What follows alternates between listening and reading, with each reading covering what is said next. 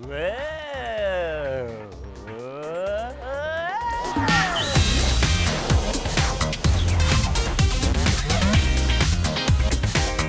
I'm Harry and welcome to the Loot Drop. I'm coming in spicy with a hot take. How good are microtransactions?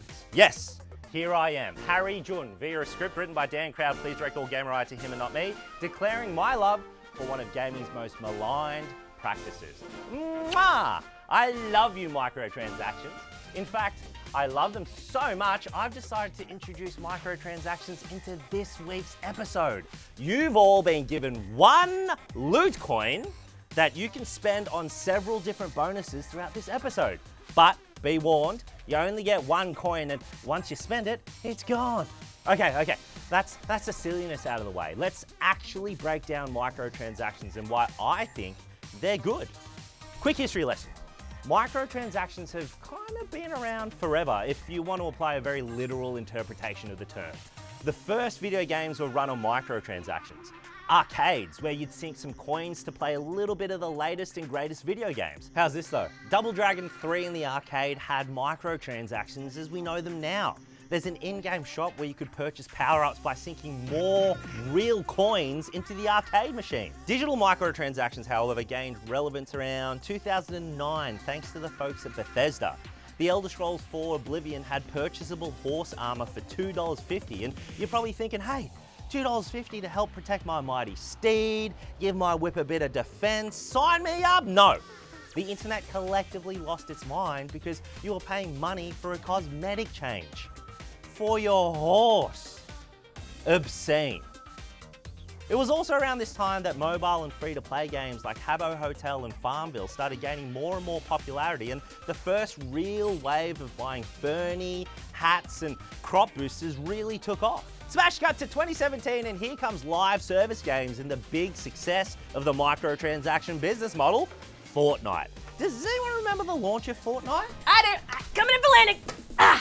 I was working at a nondescript video game retailer and it was all I heard about for weeks leading up to launch. It had been hyped for a few years, but I don't think anyone expected it to be anything of note. I know I certainly didn't. But my mates were super keen, so we got together to play Save the World and we were all like, this is it?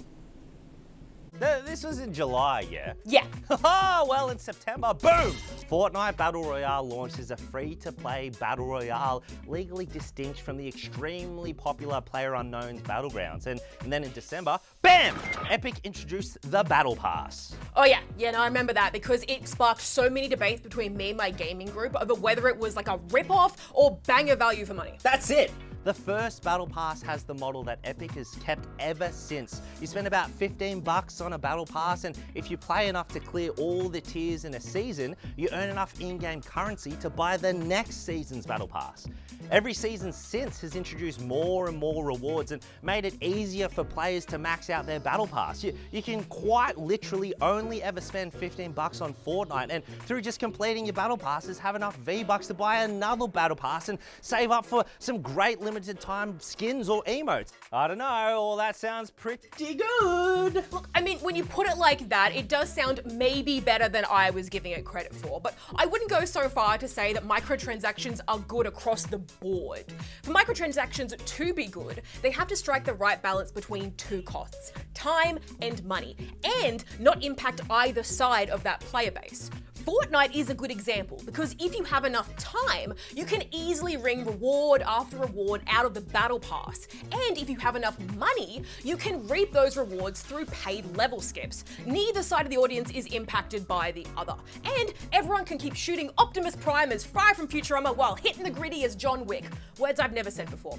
But to go back to your mention of mobile games, so many of those games are built on aggressive microtransactions that are designed to section off large swaths of players behind time gates to push people into buying abstract in-game items, which I think is pretty grubby. For example, in the mobile game DC Heroes and Villains, you have a finite amount of power that you need to spend to play a level, and it will slowly recharge over time. Suddenly, you're kneecapping your player base that wants to invest time into your game. Then there is the dreaded pay-to-win model, where those who invest money gain a competitive edge over those who invest time. Thankfully, this is pretty rare these days, but the obvious example of this is the good old Star Wars Battlefront 2 fiasco. While it was yanked hours before launch, the original progression system in Battlefront 2 would take players with time 40 hours to unlock powerful characters like Luke Skywalker. Again, putting that part of the audience at a disadvantage. And all of this doesn't even mention the gambling-like loot box systems that don't even guarantee buyers the rewards they want. Or how about Tencent, whose microtransaction revenue from PlayerUnknown's Battlegrounds alone netted them $3 billion in 2020, bought a stake in Epic Games in 2012 while Fortnite was in its infancy. Okay, I see what you're saying, but I guess what I'm driving at here is that there's a stigma around microtransactions that's fairly earned, but there's also good examples of them being used to support a game and their devs to give loyal players more and more to do. It's weird for me to say it, but maybe we could all pay to be less cynical. I'd buy that. I wouldn't. Yeah, figures. Now it's time for my favourite segment where we share news too small to elaborate on, but too big to ignore. It's barely news. Call of Duty Modern Warfare 3 2 has been announced. Now, this is a sequel to Modern Warfare 2 2, which is a remake of Modern Warfare 2. Barely news! Red Dead Redemption port for PS4 has been announced and to Switch. That's right, a port, not a remake. I'm so sorry. It's not my fault. There's barely news though. The Pokemon Presents happened last week, and I hope nothing huge dropped because we filmed this before it all happens. How about that Pokemon Sleep DLC? It's barely news! Nintendo and Bethesda are back at PAX Oz this year, which is super exciting. Nintendo has confirmed a showcase of 2 major tournament finales, Splatoon 3 Australia and New Zealand Championship 2023, and the Mario Kart 8 Deluxe Australia and New Zealand Championship 2023, and Bethesda will probably show off like, Starfield stuff? Battle Pass? Battle Pass. Or DLC. Maybe. It's barely news! Devolver Digital announced a bunch of delays in the cheeky Nintendo Direct Parody Showcase, Devolver Delayed. The games that are pushed to next year are The Plucky Squire, Stick It to the Stickman, Skate Story, Anger Fort, and a Pepper Grinder. But the following games are still going to come out this year. Jem, you say them. Grunbrella. Good try, Gunbrella. Gunbrella. Wizard with a Gun, the Talos Principle 2, the Cosmic Wheel Sisterhood, and Karmazoo. Oh, barely news. That's the Loot Drop. Coming out this week is Shadow Gambit the Cursed Crew, coming to PC, PlayStation, and Xbox. Vampire Survivors coming to Switch.